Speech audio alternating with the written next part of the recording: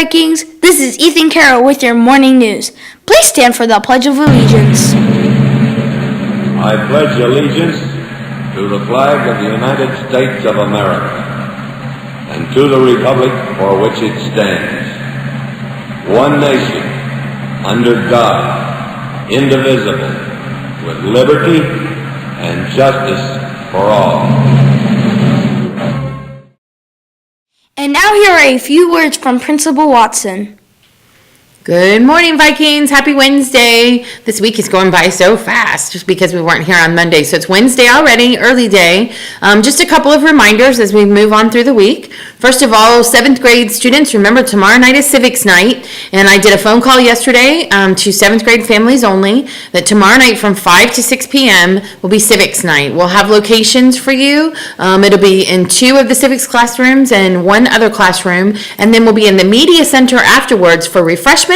And then for your families to fill out our parent survey in the media center as well. So come on out and join us at Civics Night tomorrow night beginning at 5 o'clock. A lot of great information that you're going to get there.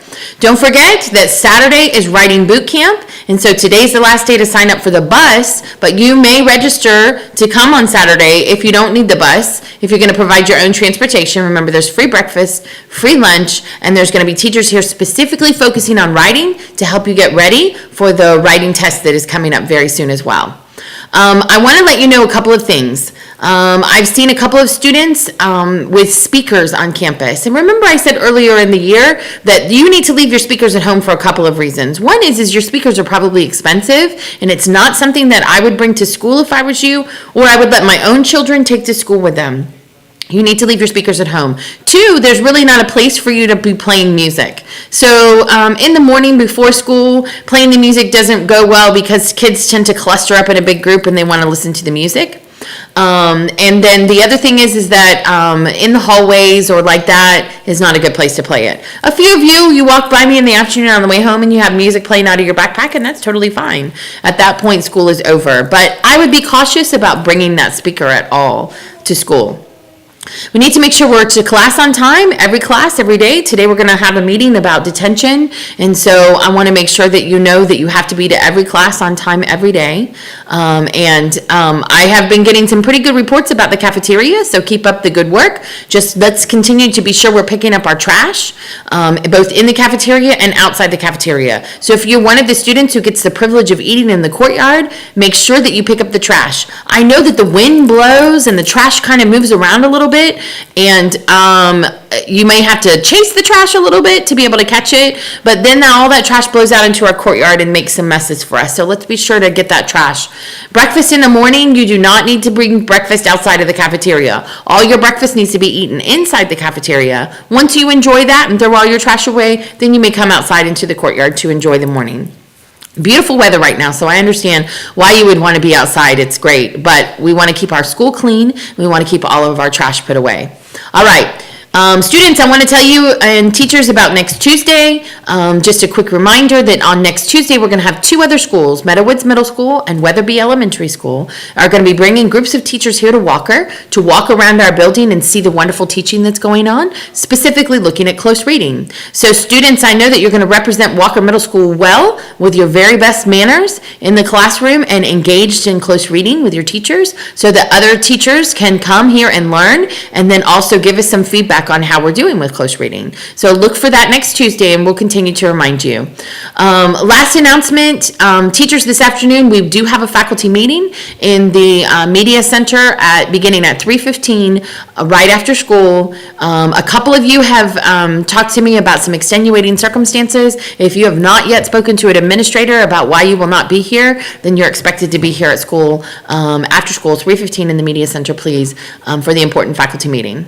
All right. I hope everybody has a wonderful Wednesday. Be safe and kind. Good morning, Walker Middle. I am Miss Hooks, a 7th grade reading teacher here at Walker. To set off HBCU School Spirit Week, the rest of this week's focus will be on historically black colleges and universities, also known as HBCUs. You might be wondering, what is an HBCU? Well, who better than a graduate of one to tell you? A HBCU is a college or university established prior to 1964 whose main purpose was to educate Black Americans. To date, there are currently 101 HBCUs, with the bulk of them located here in the South. As I stated earlier, I sit before you as a proud graduate of Florida Agricultural and Mechanical University, along with Ms. Governor and Ms. Tolliver. Opened on October 3rd, 1887, FAMU, as it is affectionately known, sits on the highest of 7 hills in Tallahassee, Florida. Its colors, orange and green, come from Florida's citrus industry and the agricultural plants found there.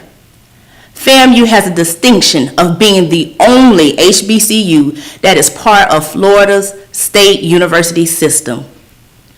For you to get a better understanding and feel of the camaraderie that graduates of HBCUs feel, the Social Studies Department is asking that everyone this Friday wear an HBCU shirt or HBCU colors. Orange and green for FAMU, of course.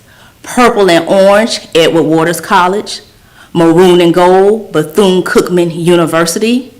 And last but not least, royal blue and orange for Florida Memorial University. Thank you, and remember, it's not just Black history, it's our history. Have a wonderful day. Be safe and kind.